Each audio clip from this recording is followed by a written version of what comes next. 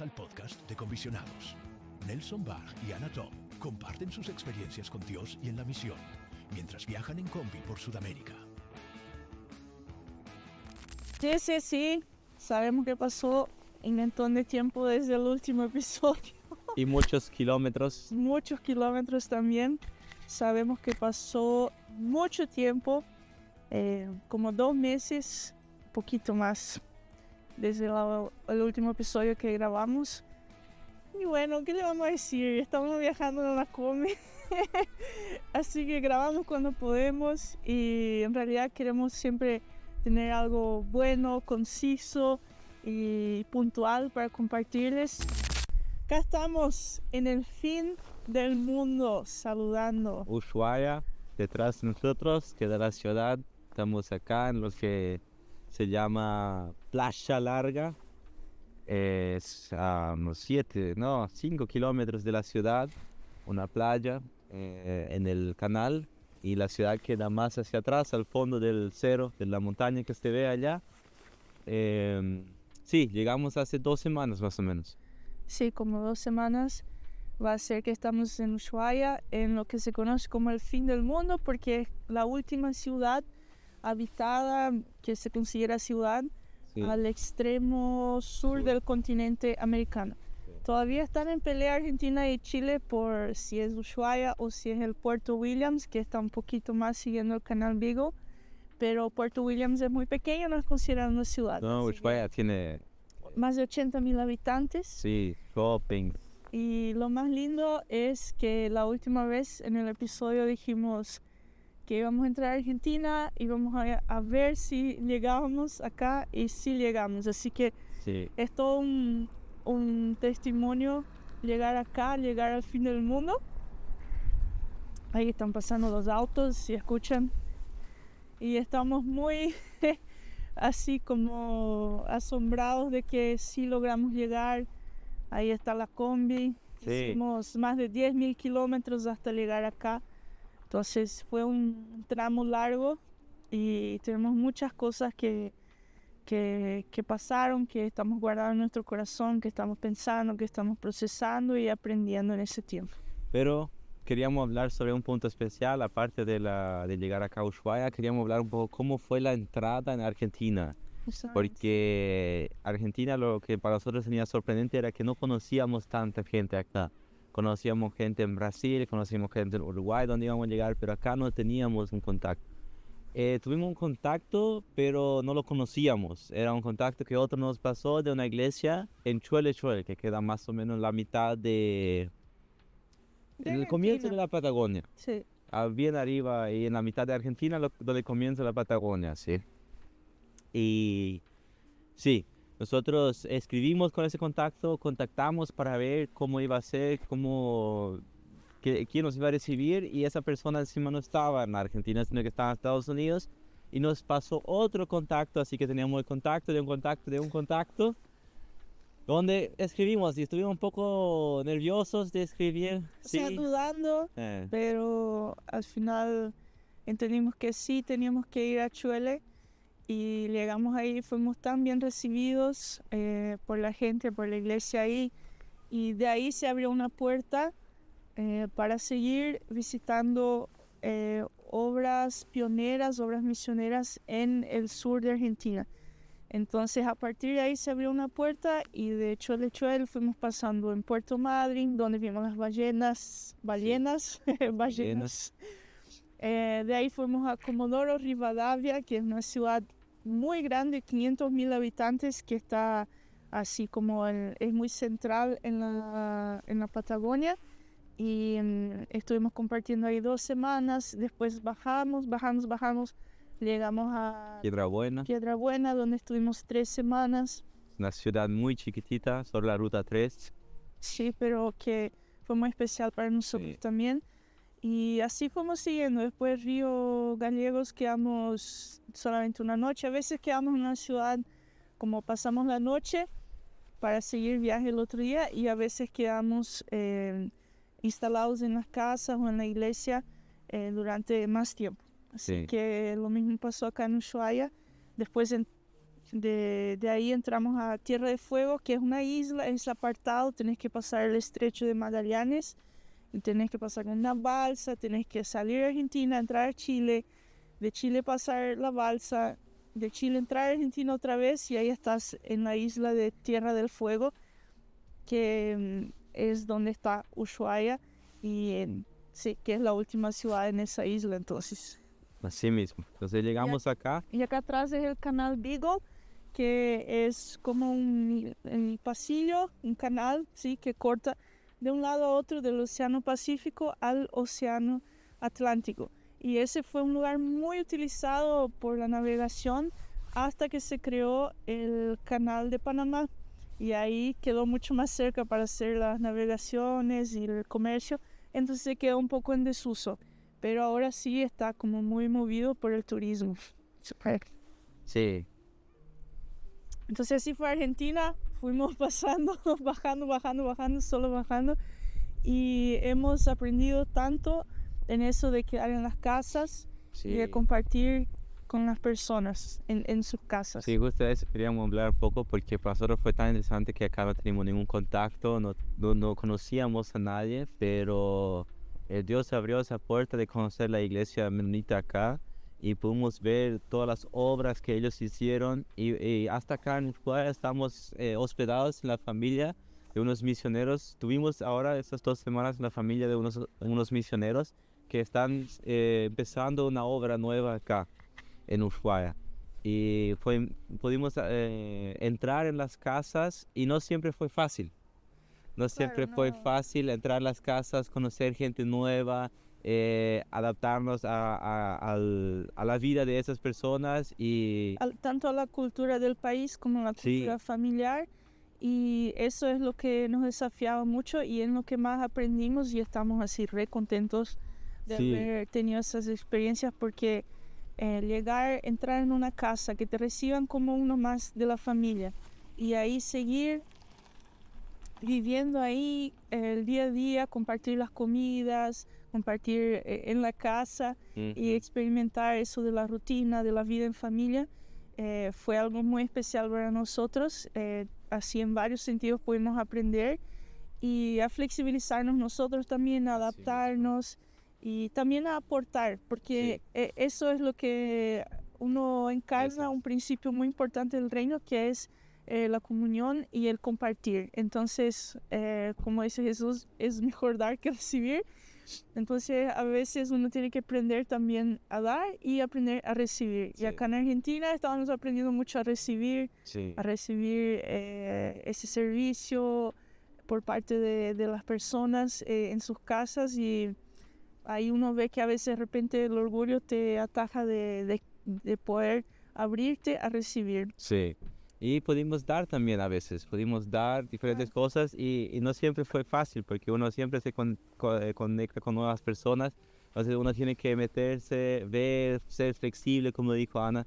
La flexibilidad para el reino de Dios es tan importante. Y eso fue algo que era uno de nuestros objetivos también. Sí. Aprender a poder vivir en cualquier circunstancia, ¿verdad? Sí. Otra cosa importante o interesante de la iglesia donde podemos hospedarnos, o en las varias y en toda esa convención que se creó acá en la obra misionera, fue cómo surgió. Sí. Porque empezó. El contacto que nosotros tuvimos se llama Juan Zibert, que es estadounidense, pero no es él que empezó la obra acá, sino que era su papá. Sus padres. Sus padres. Hace 50 años vinieron sus padres, como ellos eran estancieros allá en Estados Unidos, y sintieron el llamado de venir a Argentina y trabajar acá, y empezaron algo que siguió con su hijo, que tenía la oportunidad, así como sus hermanos, de volver a Estados Unidos, de estudiar, ser muy exitoso allá, ¿verdad? Tuvo invitaciones de universidades. Todo latino quiere irse a Estados Unidos, a Europa, para estudiar, para tener una carrera, un título, y él tenía esa oportunidad y él entendió de parte de Dios que él tendría que seguir su vida acá y seguir la obra acá en Argentina. Entonces hasta él cambió de nombre porque su nombre era John y ahora es Juancito le dice. Ay, chiquitito. Entonces es como un ejemplo muy impactante de cómo sus padres ya sembraron y siguió la próxima generación y ahora también su hijo, que serían los nietos de los que vinieron, también están siguiendo esa obra. Entonces eso nos impactó mucho de ver que acá en Sudamérica especialmente vimos por ejemplo en Brasil, el Jucum Brasil hace 50 años que empezó, justamente cuando estábamos en Brasil se celebró los 50 años que llegó Jim Steer, fundador de Jucum que fundó, Brasil. Sí, y ahora Jucum Brasil es enorme, tiene muchas bases, tiene mucha gente, pero en algún momento alguien tuvo que venir de otro país. Y contaron, paréntesis, contaron el testimonio ahí. Él llegó con creo que $5 en el bolsillo al aeropuerto y se lanzó. Y escuchó el llamado de Dios, se lanzó y llegó con $5 en el bolsillo en Brasil, un país muy grande, para empezar Jucum. Y hoy en día, si uno mira lo que es Jucum y cuántas bases hay, no sé, ni idea, pero hay muchísimo. Y Jucum formó de cierta forma un poco también la cultura de la iglesia en Brasil. Sí, y cultura de envío misionero también, porque hoy en día Brasil es el segundo país que más envía misioneros en el mundo. El primero es Estados Unidos todavía. Entonces vemos que hace 50 años hubo todo ese movimiento que vino del norte al sur. Dimos un ejemplo de Jucum, otro ejemplo es de las iglesias que estamos visitando acá, pero hay ejemplos en Paraguay también. La misión de los H también es ya la tercera generación. Seminarios que están en el sur, así tanto en Paraguay como en otros países. La mayoría empezó hace 50, 60 años. Si vas a ver varias obras, varias convenciones, varias denominaciones, varias cosas, fue como que ese momento en la historia del siglo pasado que empezó y ahora ya sigue como la tercera generación. Y lo tomamos como algo normal. Y nosotros, claro, que estamos en esta generación ahora, disfrutamos de eso. Podemos ir a estudiar en un seminario, podemos ir a hacer un curso en Jucum, podemos visitar iglesias en la Patagonia. Es algo que ya está, pero en algún momento tuvo que empezar.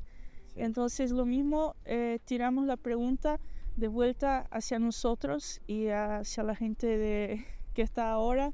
O sea, esas generaciones anteriores están pasando la posta, ¿verdad? Como la carrera que van pasando. Entonces ahora es el momento de que nosotros tenemos que preguntarnos qué es lo que nosotros como generación estamos sembrando que va a quedar para el futuro. O en qué vamos a sembrar nuestra vida, ¿sí? Claro. ¿A qué vamos a dedicar? ¿A qué vamos a derramar? Porque lo que de Juan Siebert fue muy interesante, sacando un poco su historia, pero él nos contó, nosotros tuvimos el privilegio de tener una charla con él, nos contó que él tuvo un sueño y Dios le mandó hacia acá. Pero él cuando él vino y dijo, bueno, yo me quedo en Argentina, yo dedico mi vida a eso, a la iglesia acá, a abrir obras misioneras, y abrieron mucha gente conoció el evangelio, no digamos gracias a ellos nomás, pero era lo que Dios usó para alcanzar personas, ¿sí? Entonces, muy interesante ese punto. Pero lo que él dijo, que cuando él volvió, mucha gente no entendió eso. Mucha gente dijo, ¿cómo él rechazó la oportunidad? Tuvo una invitación de una universidad donde podía ir, porque él era buen jugador de fútbol. Entonces podría jugar fútbol ahí. O sea, tipo, una oportunidad humanamente hablando gloriosa. Sí, perfecta. Una oportunidad de desarrollar carrera. Y él dijo que mucha gente no entendía cómo él pudo rechazar eso, ¿sí? Pero nosotros de ese viaje pudimos ver mucho eso, de que lo que para el mundo a veces parece lo perfecto o una buena oportunidad. Lo más lógico. Lo más lógico no es siempre lo más lógico para Dios. Y no es siempre donde Dios nos quiere usar. Y a veces nos abre una puerta y caminamos un tiempo por ese camino, pero después la cierra para que nosotros crecimos en esa área.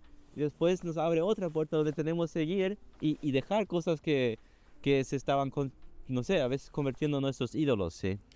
Sí, como lo que es humanamente algo grande o exitoso, no necesariamente es algo grande en el reino de Dios. Nosotros estamos en un tiempo donde se confunde mucho la influencia, el título, el lugar de poder que uno tenga o lugar de influencia, se confunde eso con una autoridad o con ser importante en el reino de Dios. Y Jesús mismo dijo cuando los discípulos le preguntaron, nosotros queremos tener un lugar ahí al lado de tu trono, y él le dice, el que quiere ser el más importante es el que tiene que servir a los otros.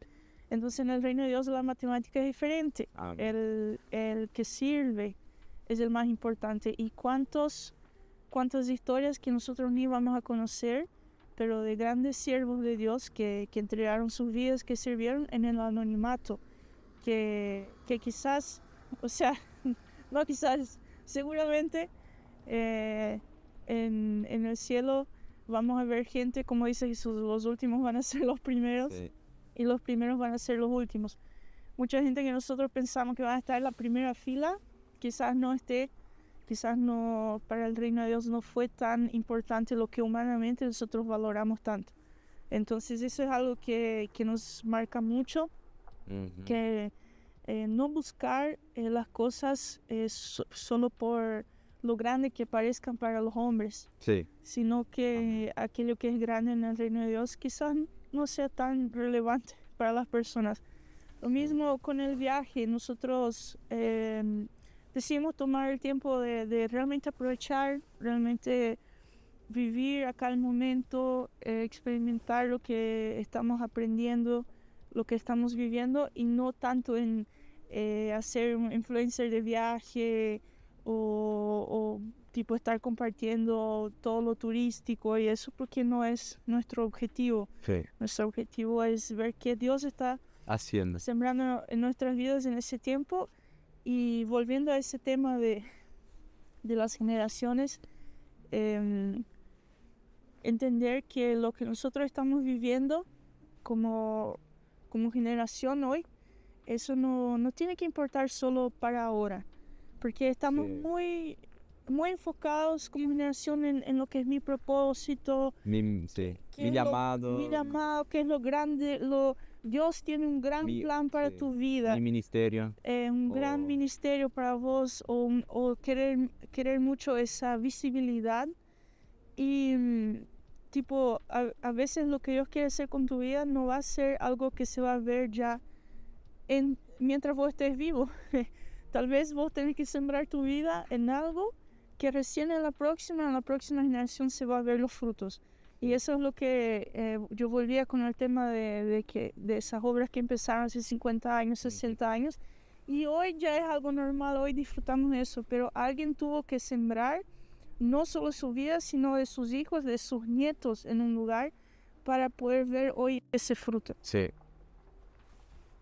Y ahí nos lanzamos la pregunta a nosotros, ¿dónde nosotros podemos, o dónde Dios nos llama a nosotros a sembrar nuestra vida? Uh-huh. Y eso es algo que cada uno tiene que preguntar a Dios cuáles son sus sueños, cuáles son sus propósitos para tu vida, y quizás no va a tener tanto sentido, sí, humanamente hablando. Y eso es lo que también dice en Hebreos, que varios héroes de la fe, o sea, sembraron y vivieron y trabajaron en cosas que mirando una promesa que ellos no alcanzaron. No vieron el resultado, sí, pero sí tenían una promesa. Sí. Pero quizás acá en la tierra no vamos a ver el resultado aún. Entonces ahí es el desafío. ¿Será que estamos dispuestos a hacer algo así por el reino de Dios? ¿O será que al darnos, o sea, al mirar esa realidad, podemos sondar nuestro corazón y ver cuáles son nuestras motivaciones realmente? Entonces eso es algo que va más allá de nosotros mismos. Eso siempre es el llamado. Que uno pueda servir en el reino. O sea, que lo que es importante para Dios va más allá de tu propia vida, sino que esto tiene una importancia, no sé, para el futuro, para que se la eternidad siga extendiendo. También. Y evidentemente con el objetivo en la eternidad. Amén. Uh-huh. Y especialmente con el tema de vivir en las casas y compartir y recibir y dar y todo eso, aprendimos que no siempre uno no va a molestar. A veces uno tiene que molestar para poder tener parte en eso. Así como cuando Jesús dijo que iba a lavar los pies de sus discípulos. Y Pedro le dice, no, Jesús, ¿cómo vos me vas a lavar los pies? Y ahí Jesús dice, si vos no me dejas lavar tus pies, no tenés parte conmigo. Así. Entonces esa comunión que se da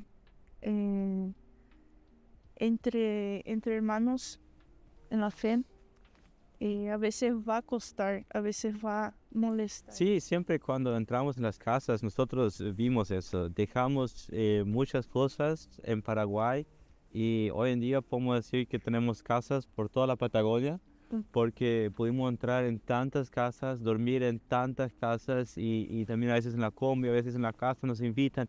Siempre depende de la situación, pero entrar en las vidas de las personas y verlos ahí físicamente en las casas como estamos, y a veces molesta, a veces uno molesta, a veces uno se roce, todo eso, pero tenemos de cierta forma ahora casas por toda la Patagonia que fue una experiencia muy maravillosa que tuvimos acá. O sea, con todos los lugares ya. En Brasil vivimos meses también en la casa de alguien. En Uruguay estuvimos acá para allá y en Uruguay tuvimos el privilegio de que alguien nos preste la casa, mi primo, así nomás, tipo, sí, justo vamos a salir y nos confió la casa.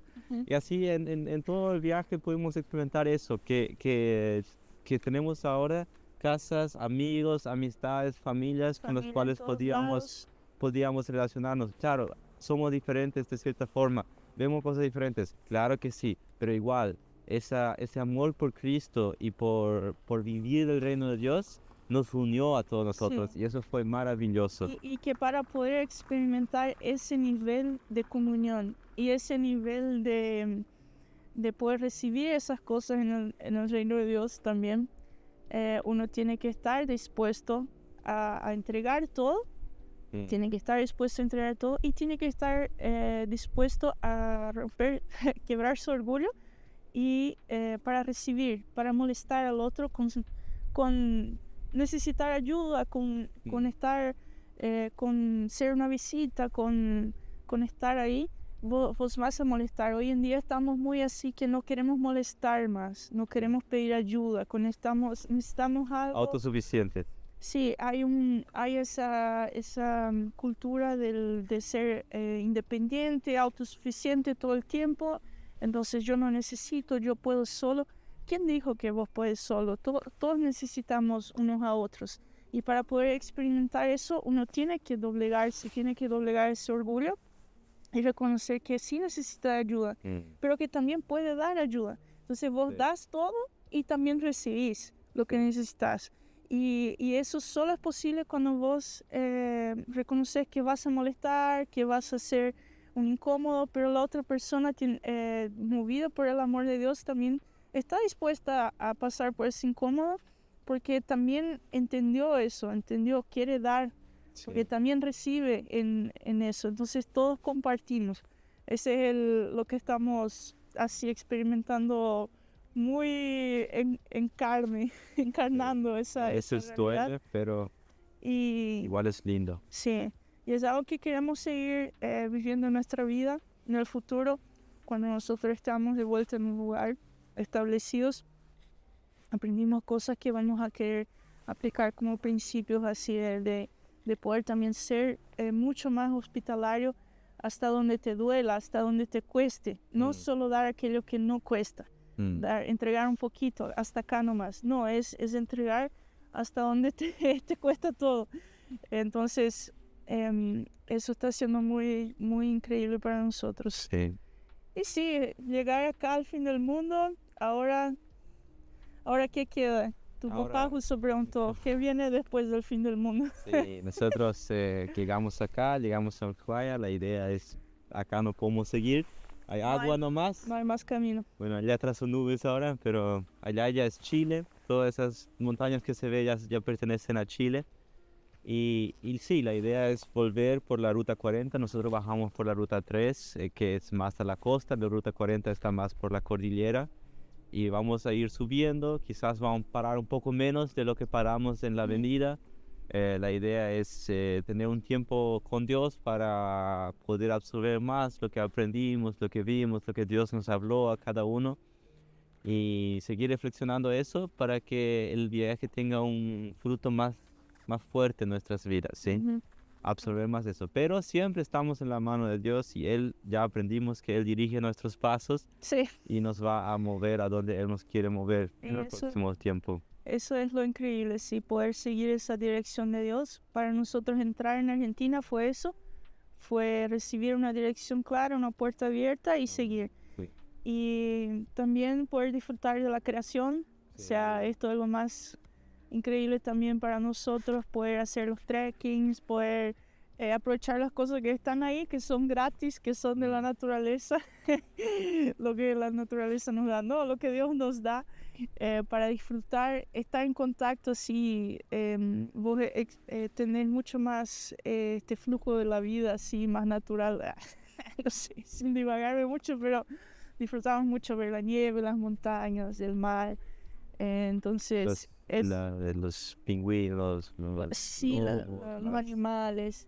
ballenas. Entonces eso es algo que te habla también de, es, como dice la palabra, es los cielos declaran la gloria de Dios. Entonces uno puede maravillarse de esas cosas también y buscar más, estar en contacto con el que hizo cada cosa con su detalle, ¿no?